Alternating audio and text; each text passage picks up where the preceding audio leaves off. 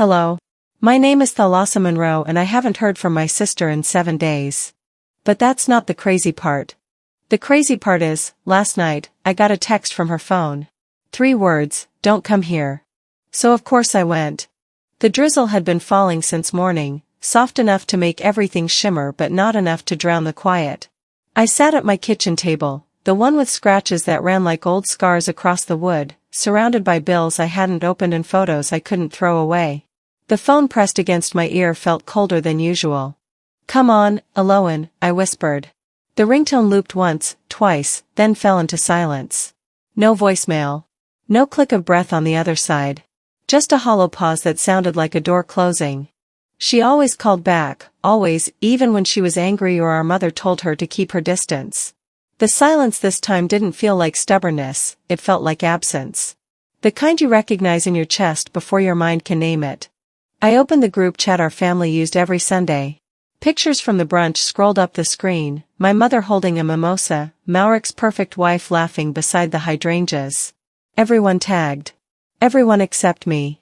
At the top of the thread, a small gray line read, "You're no longer a participant." For a second I thought it was a glitch. My thumb hovered over the screen before my pulse started to hammer. Not forgotten. Erased. I could almost hear my mother's voice saying, "You make things worse, Thalassa. You always do." I stood, pushed the chair back, and looked around the house. Everything was too still. Even the clock seemed hesitant to tick. My reflection in the window looked older, the edges of my face softer, like a photograph left in the rain. The voicemail blinked red. My mother's voice played, clipped and careful, "Don't meddle in Aloan's affairs. She needs peace, not drama." I deleted it halfway through. The sound of her authority still filled the room long after the message ended. I didn't plan to drive. My body decided before my brain caught up. I grabbed my coat and keys, my hands moving the way they used to when I cleaned up after family dinners no one thanked me for. The engine coughed to life, headlights carving through mist. The road to Aloan's house was lined with trees that looked like they were holding secrets. She'd bought the place after her divorce, said she liked how quiet it was. She'd laughed about the silence then, called it freedom. I hadn't heard her laugh like that in months. By the time I pulled into her driveway, the rain had stopped. The air smelled like wet leaves and something sour, like coffee left too long on a burner. The curtains were drawn. The mailbox overflowed. My stomach tightened. I knocked once. Then again. "Aloan?" My voice echoed against the siding. No answer. The handle turned too easily beneath my palm. The door opened without protest, letting out a stale breath of air. Inside, the house looked paused mid-sentence. 2 cups on the counter, one half filled. A book open on the couch, face down. The television remote perched neatly beside it. Nothing was broken, but nothing was right. "Hello?" I called again. The sound barely carried. Upstairs, something tapped, a faint, rhythmic noise, like a small animal trapped or a metronome counting time. My heart picked up the rhythm. Step by step, I climbed. The carpet muffled my movement, and every creak sounded like guilt. The hallway smelled of lavender detergent and old dust. The guest room door was ajar. The tapping grew louder. "Aloan?" I reached the doorway. The sound was coming from the closet. Not loud, just insistent. Tap. Pause. Tap. The kind of sound you only hear when everything else has stopped. My fingers brushed the handle. It was cool and damp, like it had been touched by someone in a hurry. For a moment I thought about leaving, calling the police, pretending I hadn't come. But curiosity and love are cruel twins, they drag you forward even when you know better. I opened the door. Darkness breathed out at me, thick and warm. Coats swayed slightly as if disturbed by wind that didn't exist. Beneath them, something shifted. A small sound, half gasp, half whimper. "Hello?" My voice cracked. The smell hit next, sweat, stale air, fear. I crouched, pulling back the coats one by one until my hand brushed fabric that wasn't hanging but bundled. The bundle moved. I stumbled backward, hitting the wall. There was definitely someone in there. For a heartbeat, I thought of every story my mother used to tell to keep us obedient, about women who went looking for trouble and found it. About how curiosity was a kind of sin. But standing there, I couldn't think of sin, only of silence, and how easily it fills a room when truth has been buried. I swallowed hard and whispered, "There's someone in there." My words felt small against the weight of the air. The coats parted just enough for light to catch a pale hand. It twitched once, weakly. Then a muffled gasp, quick and wet, like someone surfacing after too long underwater. My knees gave slightly. Oh my God. I didn't scream. I did what I always do, I listened. Because no one ever does until it's too late. The coats still swayed when I backed away, the air pressing heavy on my chest. That hand, so pale, so still, had vanished beneath the folds of fabric. I reached forward again, heart hammering, and found nothing. Just an old blanket, folded neatly, the one Unia always carried when she was little. The tapping had stopped. For a moment I thought I'd imagined it, but then another sound rippled through the silence, a dull, rhythmic thud, coming from below. The garage. I stood frozen at the top of the stairs. Every instinct told me to leave, to call someone, anyone. But habit, my oldest flaw, told me to stay and fix whatever mess I had just opened. My fingers dialed 911 before my mind caught up. 911, what's your emergency? The voice was calm, distant. There's someone, I said quietly. Someone inside the house. I don't know who. Ma'am, are you alone? I looked at the empty hallway, the unmoving shadows.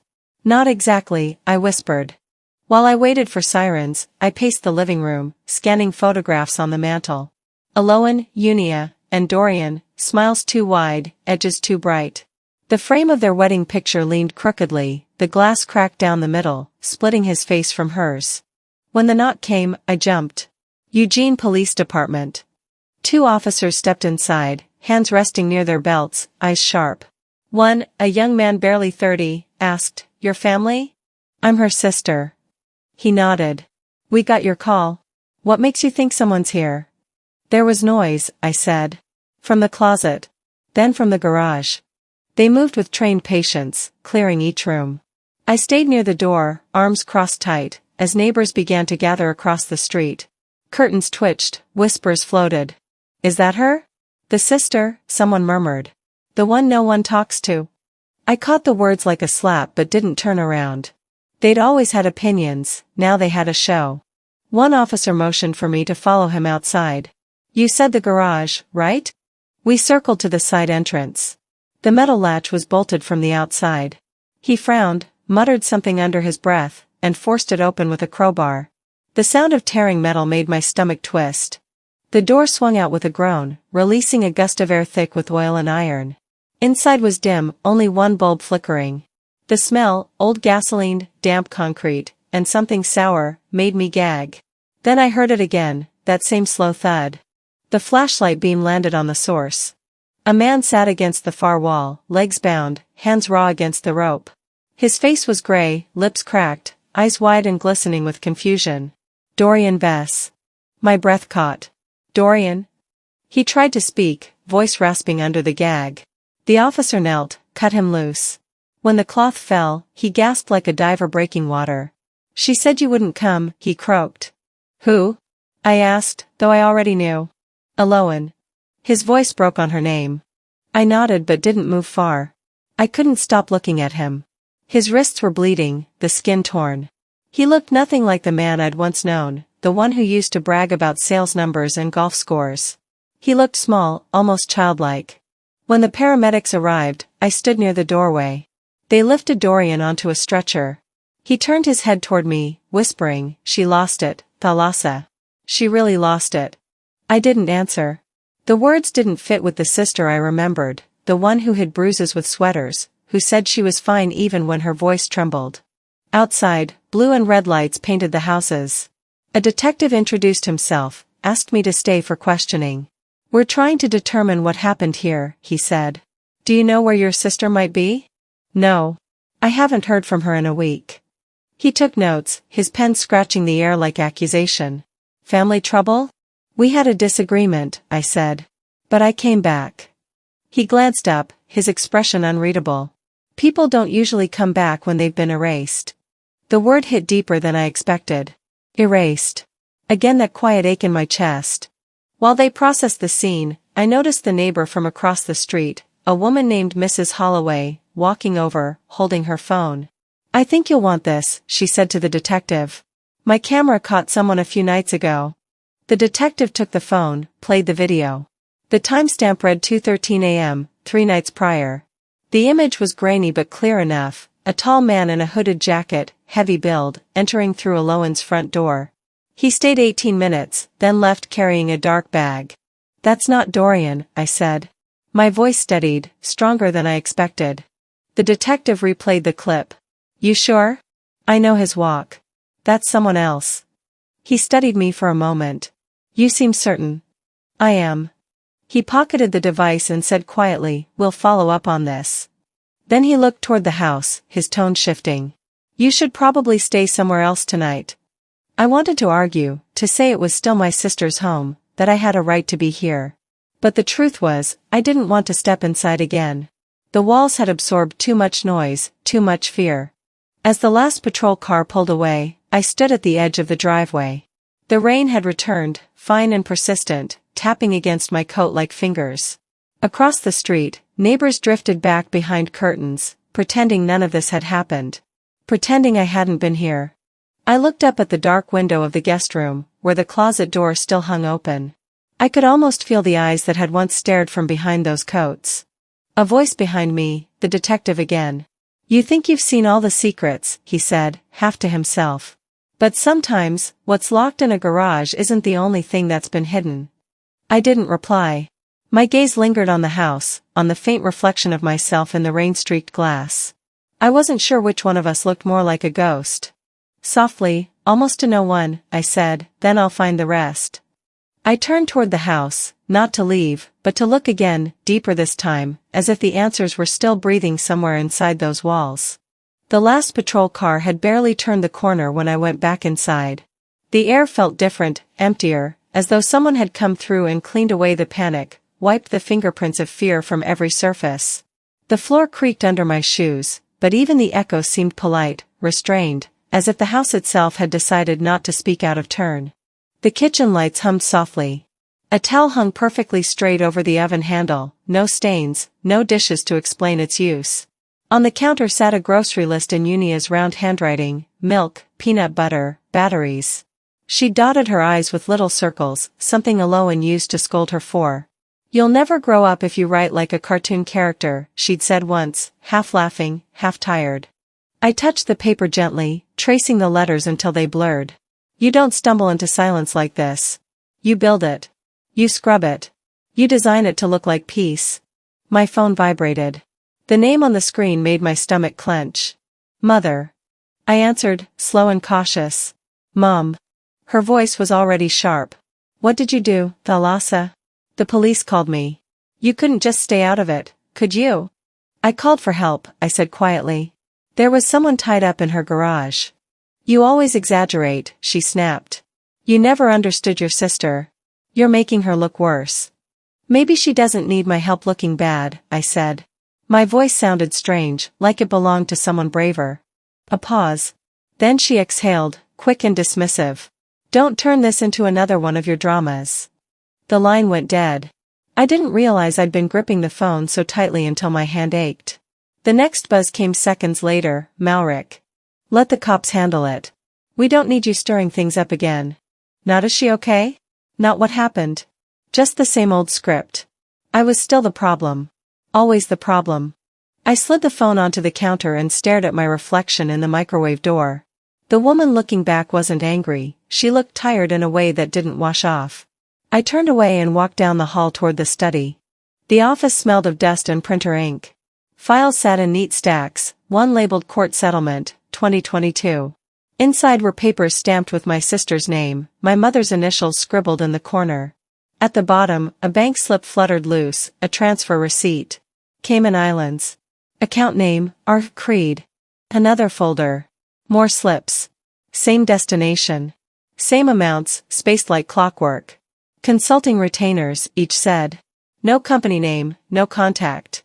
I sank into the chair, heart thudding.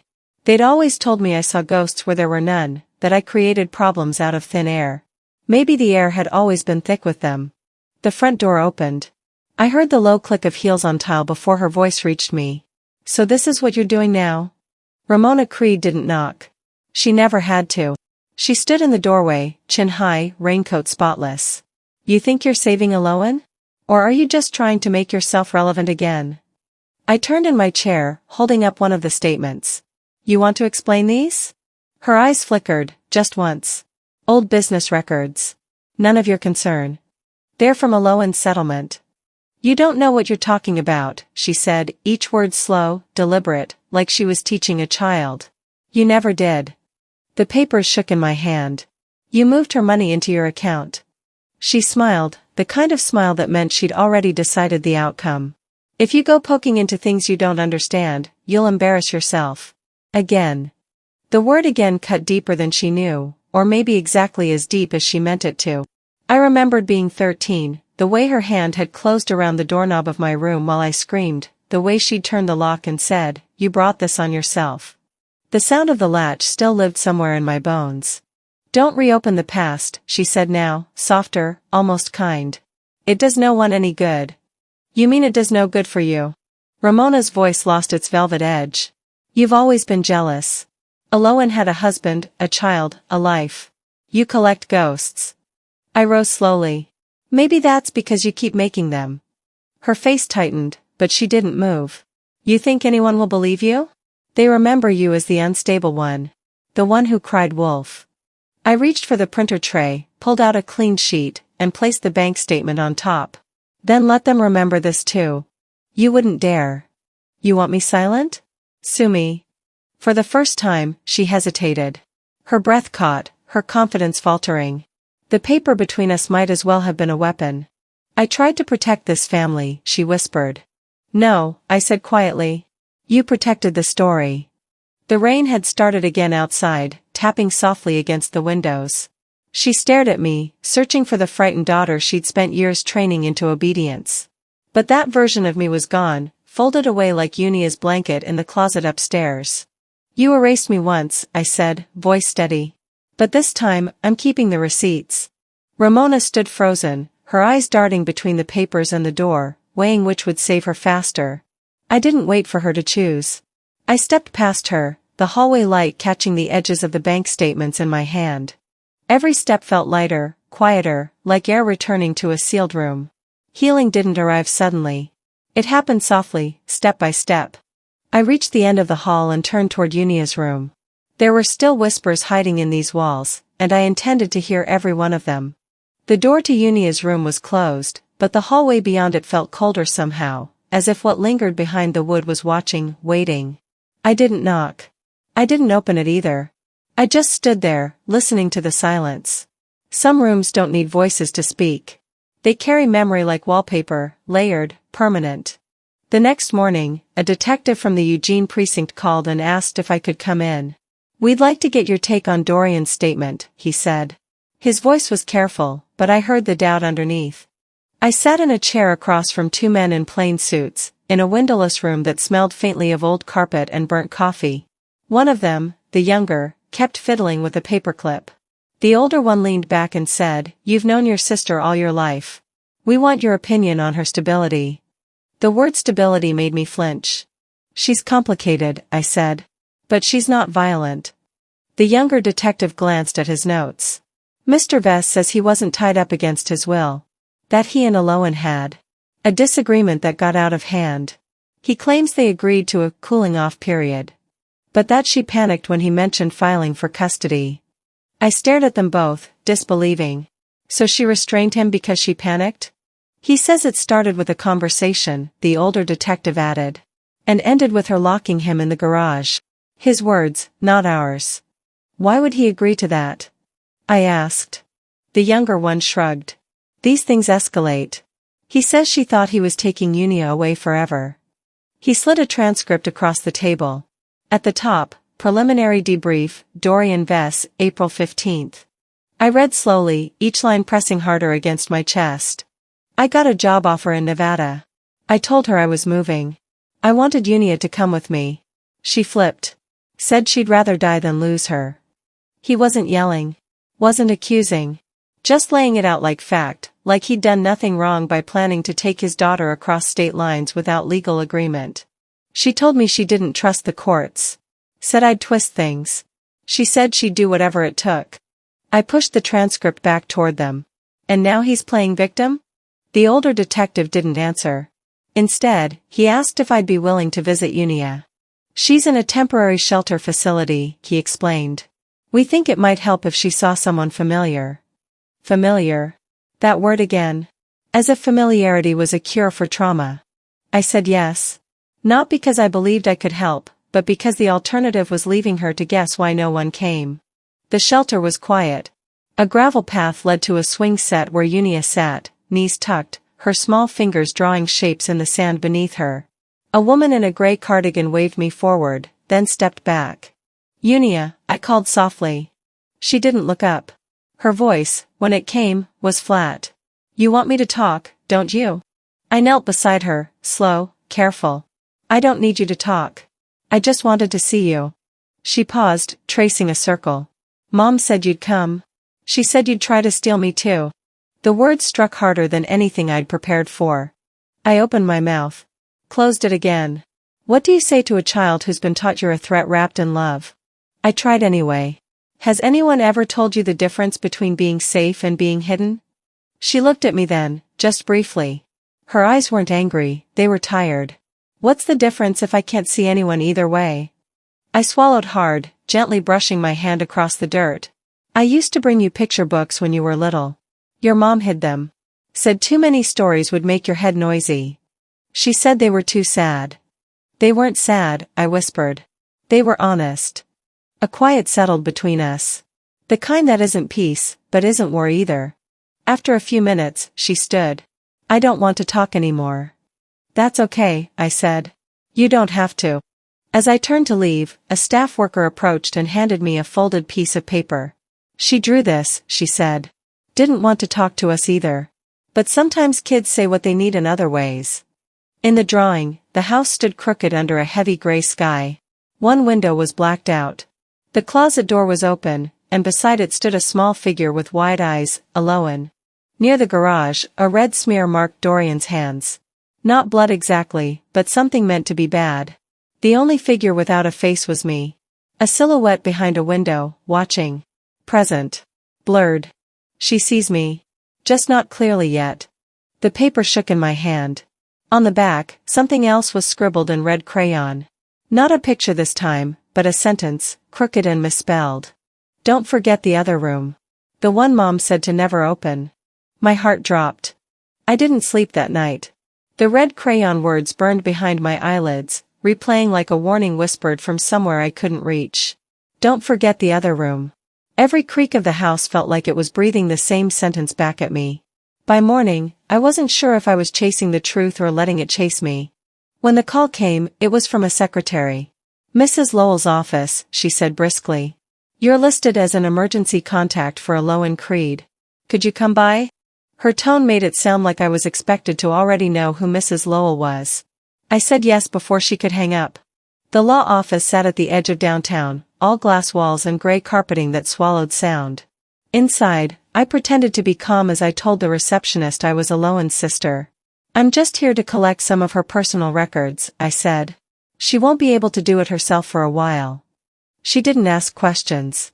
No one ever does when you look tired enough to belong to bad news.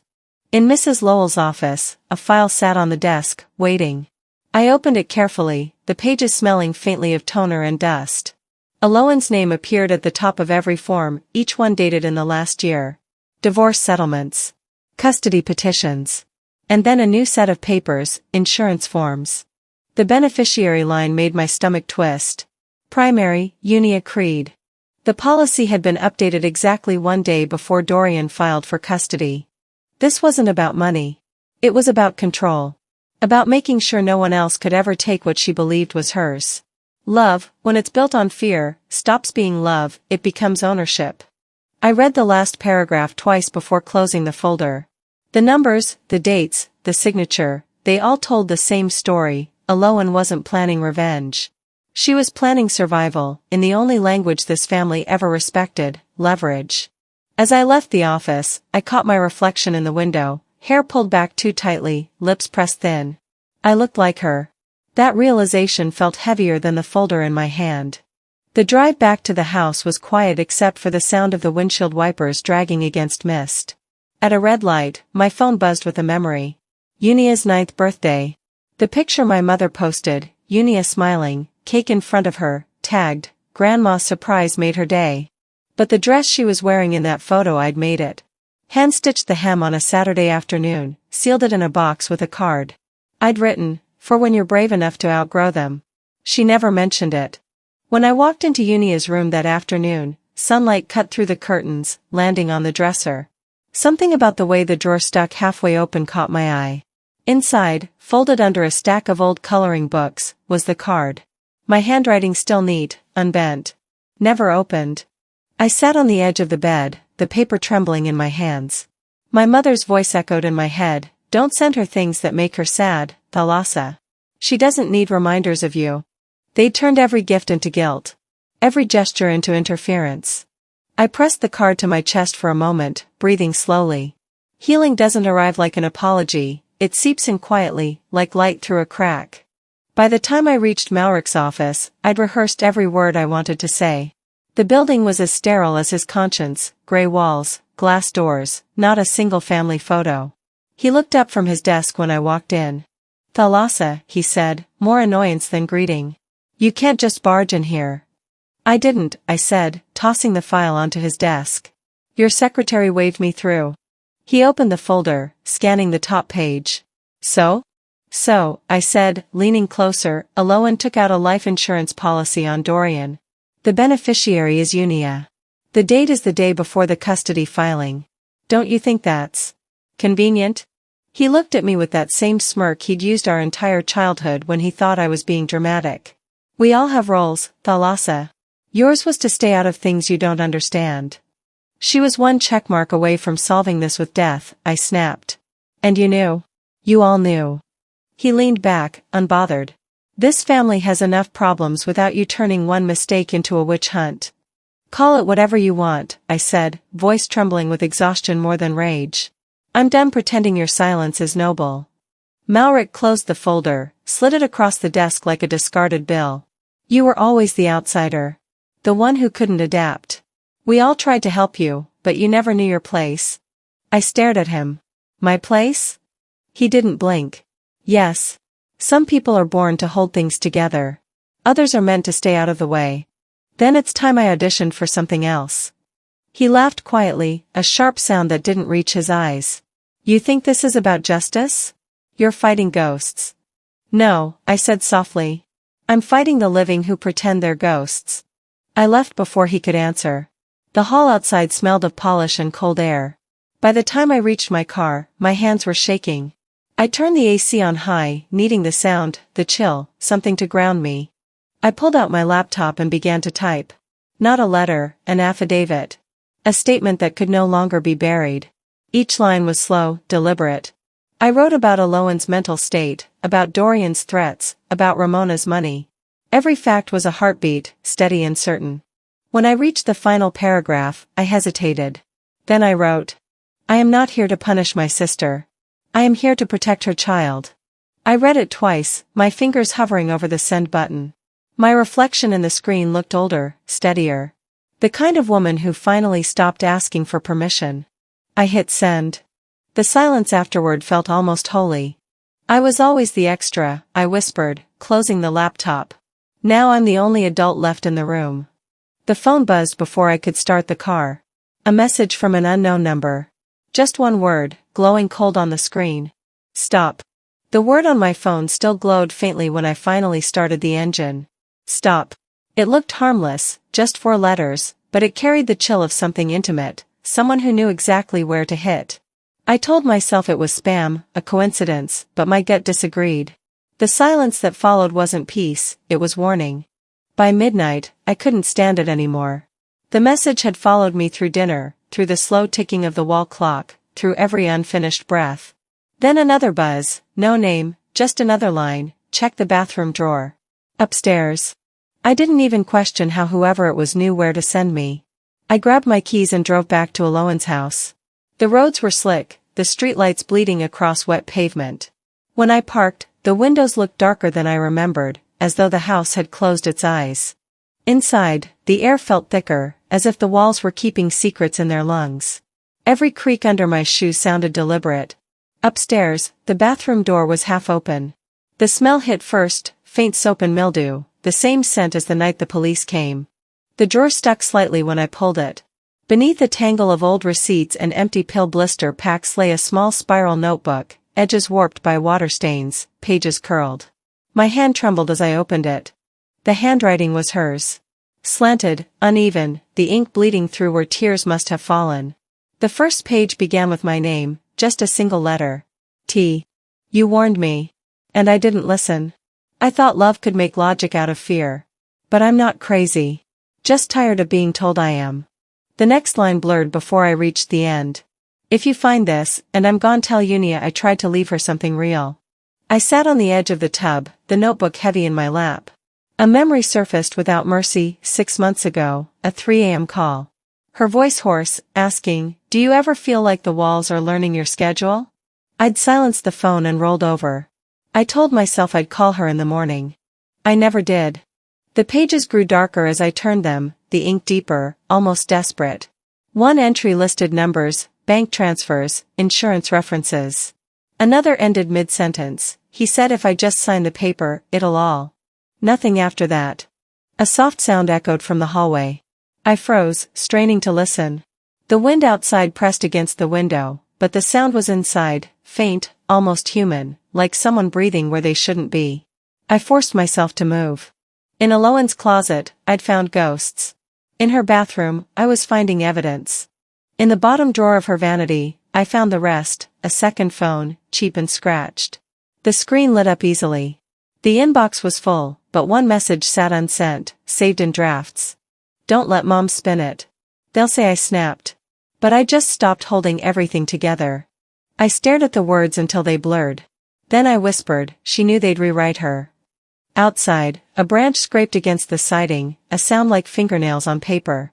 I closed my eyes, listening to it quietly, gently, until my pulse steadied.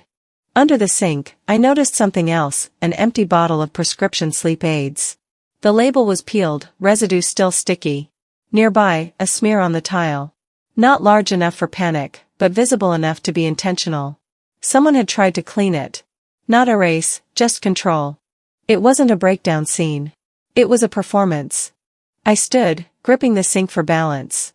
The mirror caught me off guard. My reflection looked too composed for the chaos inside. That's how we all survived in this family, keep the face, bury the truth. Footsteps sounded behind me. I spun, my heart in my throat. Detective Miller stood in the doorway, hands in his coat pockets. Jesus, I said softly. You can't just appear like that. He gave a faint shrug. I knocked. You didn't answer. What are you doing here? Following up, he said. His tone carried no apology. We re-examined the restraints from the garage. Found adhesive residue on Dorian's wrists. I frowned. So she did tie him. Not exactly. He stepped closer, lowering his voice. We didn't find rope fibers. Or tape. Just residue, like medical adhesive, maybe gauze. It wasn't about control. She was watching him, not restraining him. There's a difference. Watching him? He nodded. You said she was scared of him, right? Maybe she had reason to be. My throat tightened. You think he hurt her? I think he made her feel like she'd have to choose between her sanity and her daughter. Happens more than you'd believe. He looked around the room, eyes catching on the journal. That hers? Yes. Keep it safe. It's evidence now. When he left, I stayed in the doorway, listening to his footsteps fade down the hall. The silence that followed wasn't empty, it was dense, the kind that fills a place after confession. I went to the kitchen and sat at the table.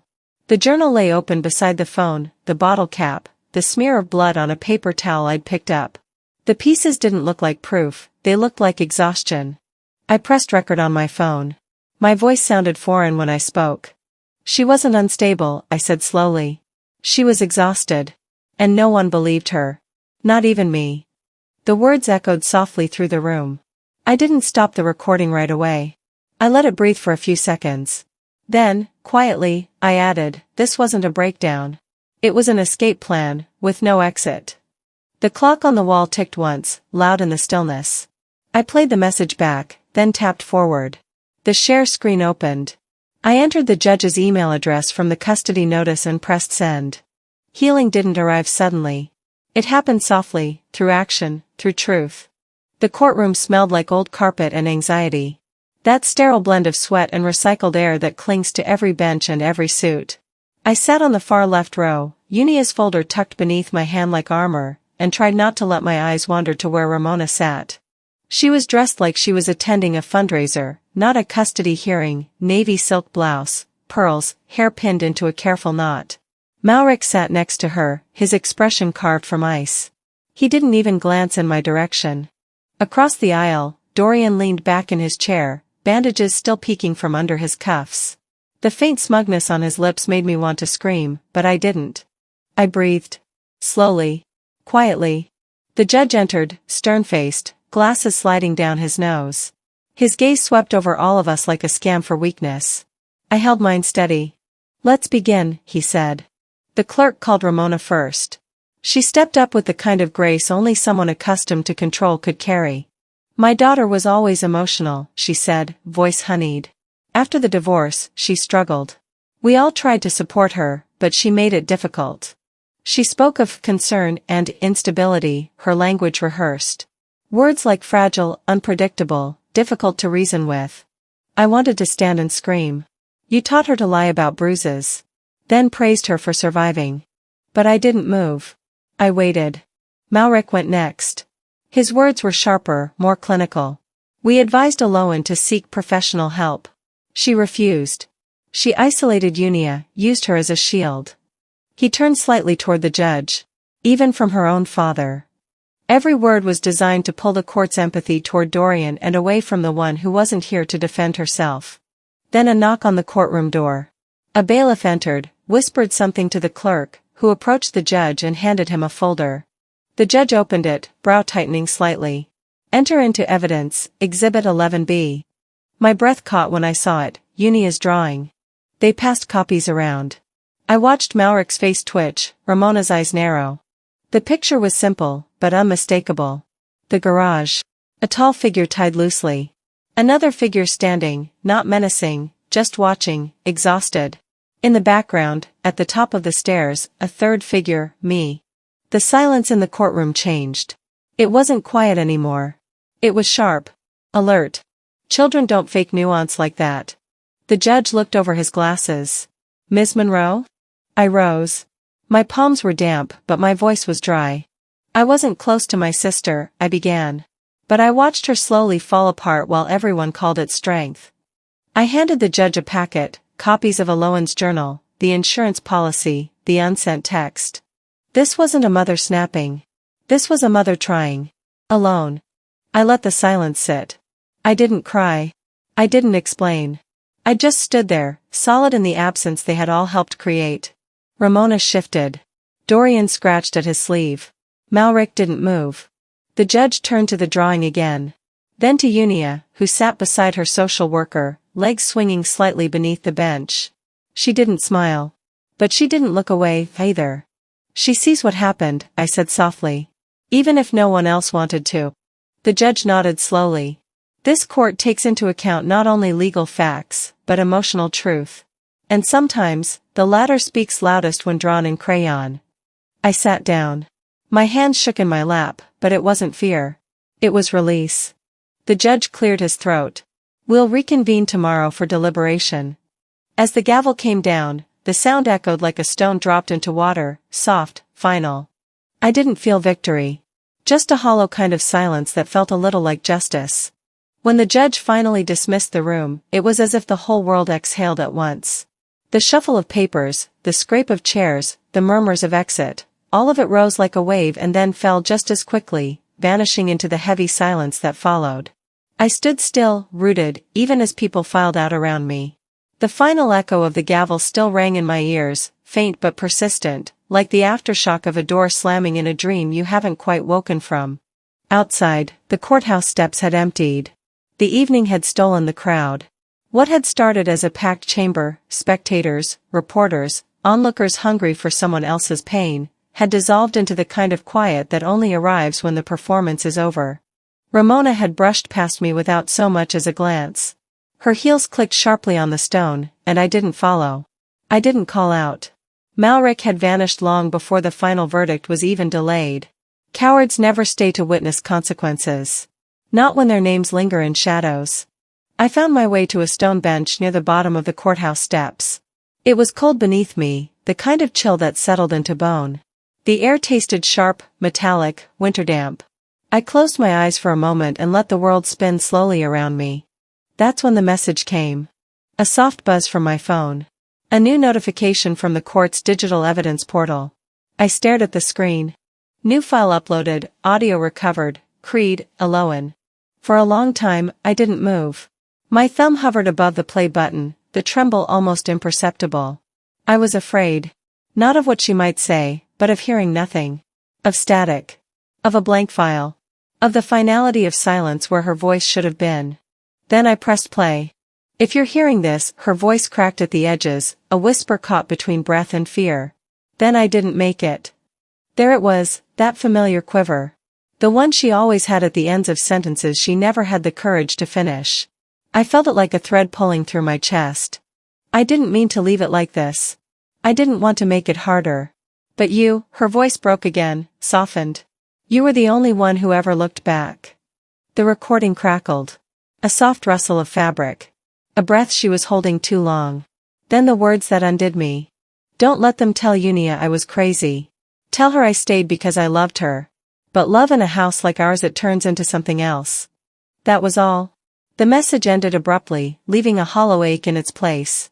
I sat on the bench long after it stopped, the screen still glowing faintly in my hand. I hit play again. Then again. I memorized every pause, every breath, every waver in her voice. I should have picked up the phone, I whispered, more to the night than to myself. When I got home, the porch light flicked on automatically, casting a circle of warmth against the coming dark. The day's mail was waiting in my box.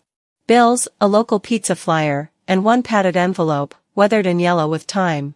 My name was scrawled across it in the familiar slanted handwriting of a man I hadn't heard from in years, my father. Inside, I sat at the kitchen table and stared at the envelope for what felt like an hour before I opened it.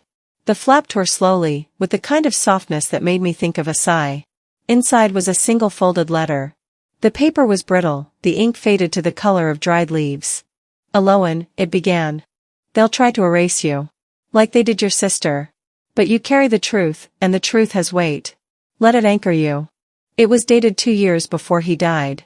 I read it again. Then again. My fingers moved across the paper like I was trying to memorize the shape of every word, trying to feel what he must have felt when he wrote them. He had seen it. Long before the rest of us could admit the house was cracking, he had noticed the fracture lines. We were both secrets in that house. One quiet. One loud. Both held tightly until it became dangerous. I placed the letter beside my coffee cup and folded my hands in my lap. I didn't cry. I didn't speak. I just sat, listening to the quiet hum of the refrigerator and the distant ticking of the kitchen clock. Healing doesn't arrive with horns and announcements. It comes like breath returning after a long cry. By the time the official ruling was issued, the sky outside had settled into a soft, indifferent gray, the kind of light that doesn't judge. The courtroom was still, the tension gone now, replaced by a solemn quiet. The judge's voice rang steady as he read the decision aloud. Unia Creed is to be placed under the temporary guardianship of Thalassa Monroe. Aloan would be transferred to a long-term mental health facility. Dorian would face renewed investigation for coercive control, falsified testimony, and perjury.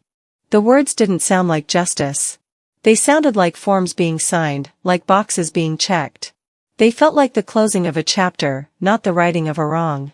But when I turned to Unia and took her hand, she looked up at me, eyes wide, unsure, and for the first time in weeks, there was no fear behind them. That was enough. That evening, just as the sun dipped behind the treeline, Ramona appeared. She didn't knock. She simply stood at the front door, waiting, like a shadow that hadn't moved on yet. Her hair was pinned back, but her face looked different. Older. Time had finally touched her, and it had not been gentle. I opened the door. "Mom," I said. She looked at me, lips parting slightly as if searching for the right apology. But no words came. Only a quiet breath, like she had run out of things to say. "What happens now?" she asked, almost inaudibly. I didn't raise my voice. I didn't accuse. This, I said, is where the cycle breaks. She nodded once. No protest. No drama. She turned and walked back down the path without looking over her shoulder. For the first time in my life, she left without needing to be forgiven. Later, I checked on Unia. She was asleep, curled on her side, her face relaxed in a way I hadn't seen in a long time. A faint streak of crayon still marked her fingertips. Beside her, untouched but close, lay the folded letter from our father. Earlier, I'd shown it to her. I'd told her that truth can be heavy, but if you carry it right, it can keep you steady. In the kitchen, I stood by the window. Outside, headlights faded along the road, disappearing one by one into the dark. Somewhere in the quiet, I imagined Alohan's voice again, no longer trembling, no longer weighed down by fear or shame. Just soft. Just free. I closed my eyes and whispered to no one in particular. The damage was inherited. But the healing was mine to earn. 3 weeks had passed since the gavel fell, since the courtroom went silent, and yet, each morning in our small Oregon town felt like waking into a kind of fog that had nothing to do with weather. It wasn't a stormy silence, not anymore, it was the kind of hush that settles after something breaks and isn't meant to be put back together the way it was. I had expected noise. Honestly, I had braced for it. I thought the aftermath would come with echoes, clanging, rebuilding, phone calls, long explanations. But healing, I've come to realize, doesn't march in like a parade. It doesn't make grand entrances. It arrives quietly, in ways most people never notice. It takes the shape of consistency, of warmth, of not having to look over your shoulder anymore. Healing moves like mist, gentle, slow, patient. Our home wasn't much. A modest white house with paint peeling in delicate curls along the siding and a front porch that creaked in all the right places.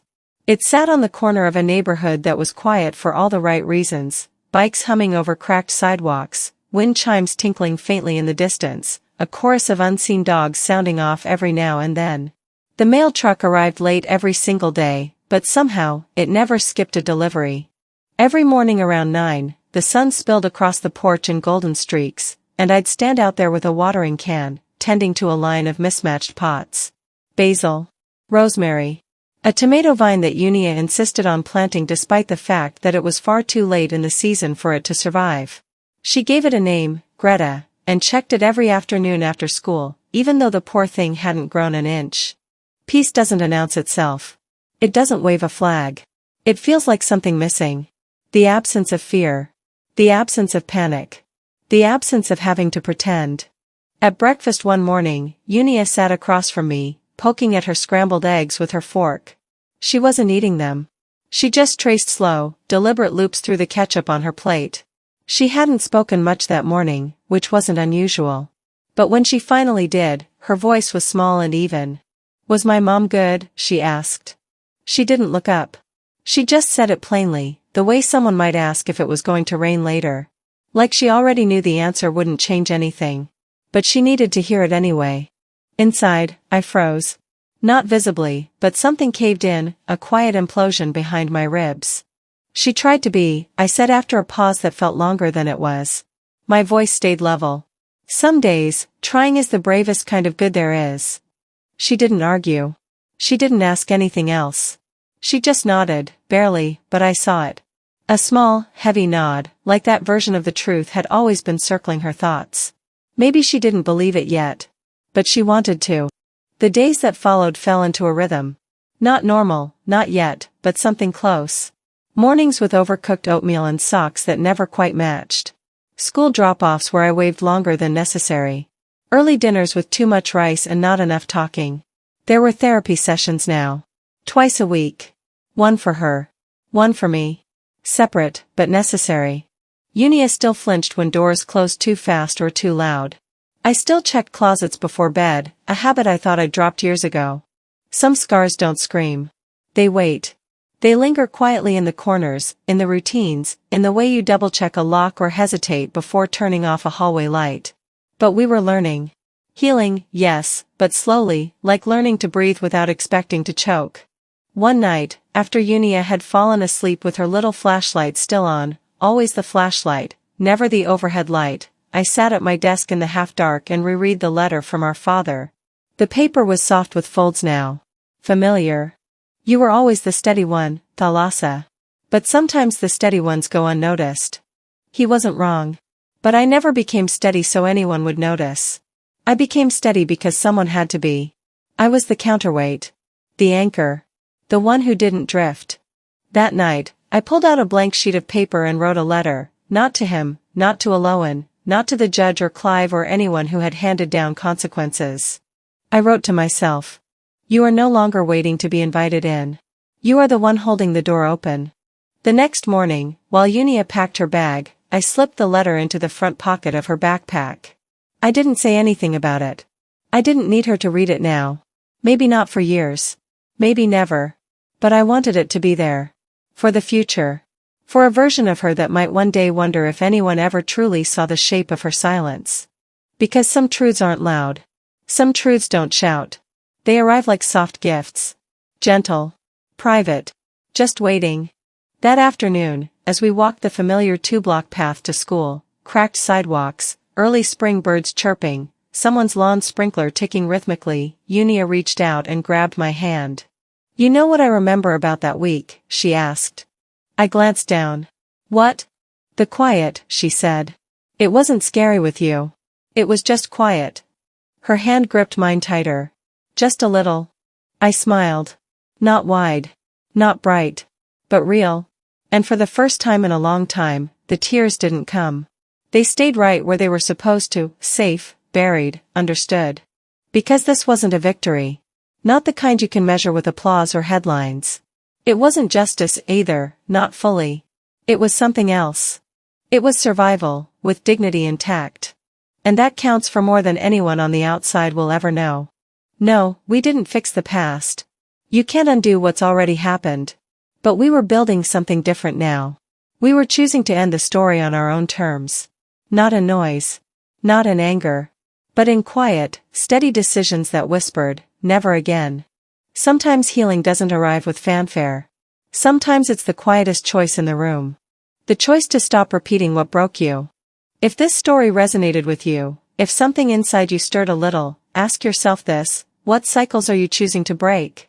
I'd love to hear what healing looks like in your life. Share your thoughts in the comments below. Your voice might be the one someone else needs to hear today. And if these stories speak to you, if they meet you in that quiet place where words usually fail, make sure to subscribe. There's more coming. More truth. More healing. More quiet revolutions.